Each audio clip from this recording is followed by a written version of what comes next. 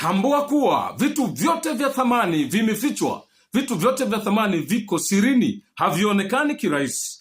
Wakolosai 2:6 nasema, ndani yake yeye hazina zote za maarifa na hekima zimefichwa, zimesitirika.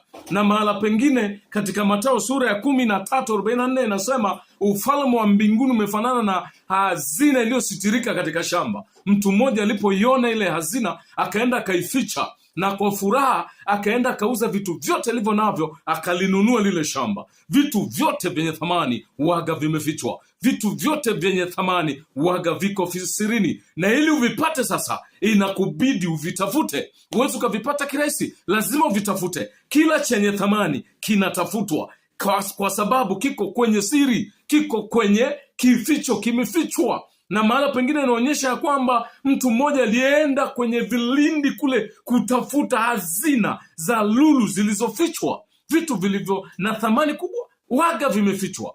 Mungu wetu amejificha. Huwezi ukamuona tu kiurahisi, lazima umtafute. Chukua muda wa kumtafuta Mungu. Chukua muda wa kumtafuta Mungu. Na amesema, mkinitafuta mtaniona.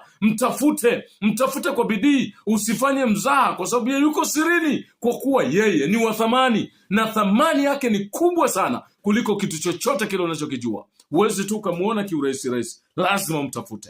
Hicho ndicho kitu cha msingi. Vitu vyote vyenye thamani waga vimefichwa, waga vimesitirika. Tafuta, utaviona. Mungu akubariki sana. Follow, like, share, subscribe channel yangu ya YouTube, uendelee kupata vitu vyenye maarifa kama hivi. Amen.